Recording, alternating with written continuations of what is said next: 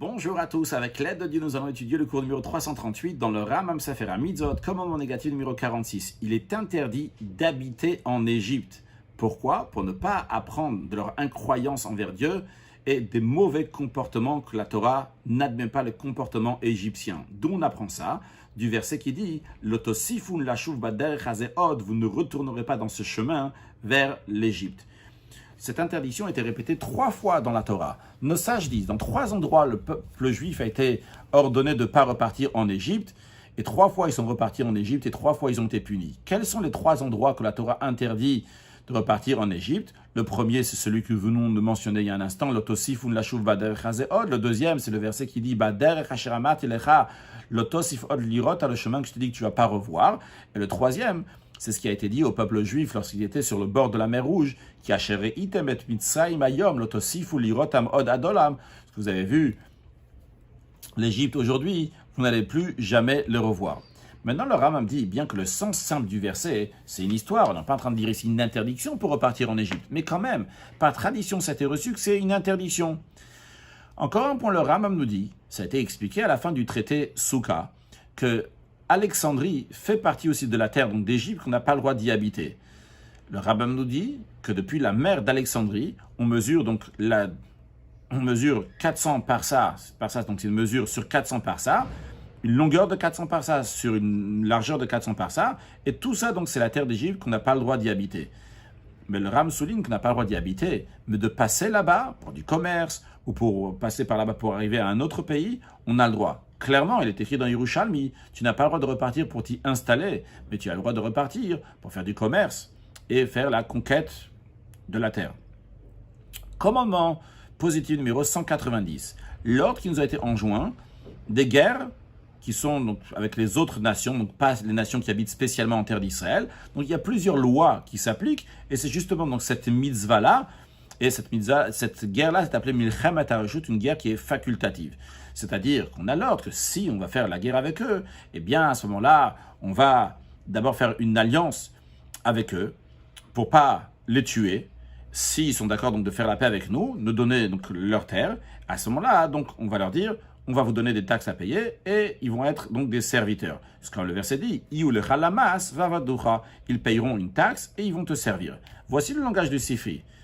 Si ces nations-là sur lesquelles on va faire la guerre, ils disent on est prêt à vous payer des taxes, mais pas la servitude, ou bien être vos serviteurs ne pas payer des taxes, eh bien on ne les écoute pas. Il faut faire qu'ils vont recevoir les deux, aussi bien les taxes à payer et aussi bien donc la servitude. C'est quoi cette taxe-là? C'est qu'ils vont donner une somme fixe donc chaque année en fonction de ce que le roi actuel de cette époque du peuple juif va fixer, et ils vont écouter donc ces ordres et ils vont être dans un esprit donc de crainte et d'être rabaissé, de pas chifloute. Donc ça, c'est ça cette servitude-là qu'on est en train de dire ici. Mais s'ils ne veulent pas faire la paix avec nous, dans ces cas-là, donc on a l'ordre donc, de tuer tous les mâles, tous les garçons, qu'ils soient petits ou grands, de prendre tout le butin et toutes les femmes. Et c'est ce que Dieu dit, Vim lotash imar, que si cette ville ne va pas faire la paix avec toi, etc. Tout cela, donc, s'ils n'ont pas fait la paix, on ne les tue pas. On ne les tue pas tous. Ça, c'est les lois donc de Milchemet HaReshut, une guerre qui est facultative. Les lois de ce commandement-là ont déjà été expliquées dans le 8e chapitre du traité Sota et dans le 2e chapitre du traité Sanhedrin.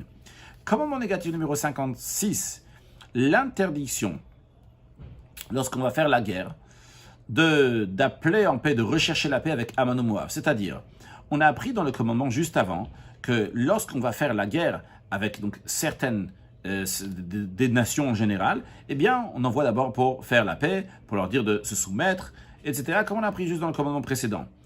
Mais s'ils vont leur donner leur ville, etc., on n'a pas le droit, la Torah interdit de les tuer.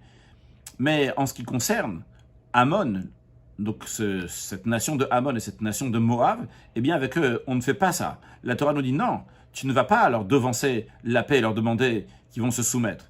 La Torah dit « Lotidrosh shlomam vetovatam » tu ne vas pas rechercher leur paix et leur bien-être. Voici le langage du Sifri. On aurait pu penser, vu qu'il est dit à propos d'une guerre en général, que lorsque tu rapproches d'une ville pour faire la guerre avec eux, d'abord, tu vas leur demander la paix. On aurait pu penser que pour Ammon et Moab, c'est la même chose. C'est pour ça que le verset dit à propos de Ammon et Moab, tu ne rechercheras pas leur paix et leur bien-être. Maintenant, du fait qu'il est dit, Batovlo, à propos d'un serviteur cananéen, il y a écrit qu'il sera avec toi, tu vas bien te comporter envers lui, etc. On aurait pu penser aussi, c'est la même chose aussi pour Ammon et Moab. Le verset dit, Vetovatam, tu vas pas rechercher leur bien. Kol yamech ale olam, tous tes jours à jamais. C'est pas expliqué ici, parce que Ammon et Moab s'est mal comporté envers le peuple juif. Continuons, commandement négatif numéro 57. Il est interdit, lorsqu'on va assiéger une ville, de couper les arbres fruitiers qui sont autour de la ville pour démoraliser, faire souffrir les gens de la ville. Dans la ville, on va couper ces arbres-là, c'est interdit. Comme il y a écrit, le tachit et ça. Donc tu ne vas pas couper les arbres de la ville, je dis à l'extérieur de la ville. De même, il y a écrit. Donc, et lui, tu ne vas pas couper. Dans cette interdiction-là, il y a toute hashrata, toute chose qu'on détruit, c'est interdit. Comme par exemple, si quelqu'un il va brûler un vêtement inutilement, ou bien il va casser un ustensile inutilement, eh bien, il transgresse cette interdiction, l'otashrit. Tu ne vas pas détruire, bien que clairement ce qui est écrit l'otashrit, tu ne vas pas détruire cet arbre. Mais ça rentre dans toute chose qu'on va détruire, et cette personne-là reçoit marque de 39 coups de bastonnade. À la fin du traité Makot, il est dit que celui qui kotset ilanot tovot, celui qui coupe, détruit des bons arbres, c'est des arbres donc qui donnent des fruits, et bien il reçoit les 39 coups de bastonnade. L'interdiction, c'est du fait qu'il y a écrit Mimenu tochel, cet arbre tu manges, ve'otolot tichot, et tu ne vas pas le détruire. Les lois de ce commandement ont été expliquées dans le 2e chapitre du traité Baba Batra. Commandement positif numéro 192.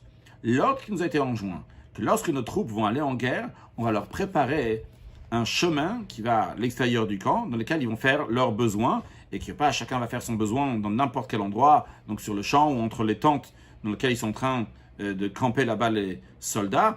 On ne va pas faire comme ça comme le font les nations. C'est ce que Dieu dit, tu disposeras d'un endroit à l'extérieur du camp. Voici le langage du Sifa. Le verset dit Veyad, yad ça veut dire une main, mais le Sifa nous dit, l'expression de yad, qui veut dire une main, ça veut dire un endroit, un emplacement. Comme on retrouve par ailleurs, il y a écrit Vehine matziv lo yad, il est en train de s'élever, de se positionner, donc une main, donc un emplacement.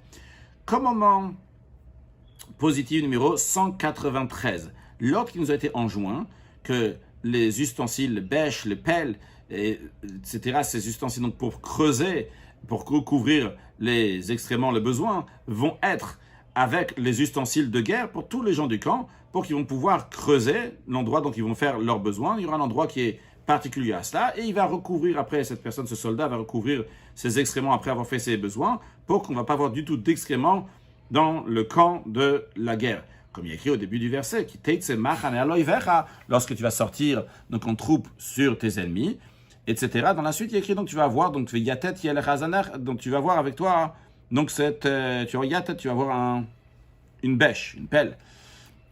Voici le langage de l'ordre, voici le langage du Sifi, ce mot azanecha veut dire ziunecha, les clés zayan, c'est les ustensiles de guerre.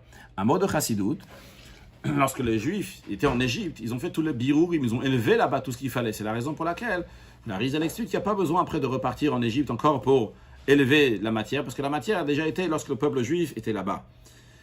Que Dieu fasse qu'on va réussir à finir tous les birourim. Le rabbi déjà en vérité dit qu'on a nistaima vodatabim. Ce travail a déjà été fait, on a déjà élevé toute la matière.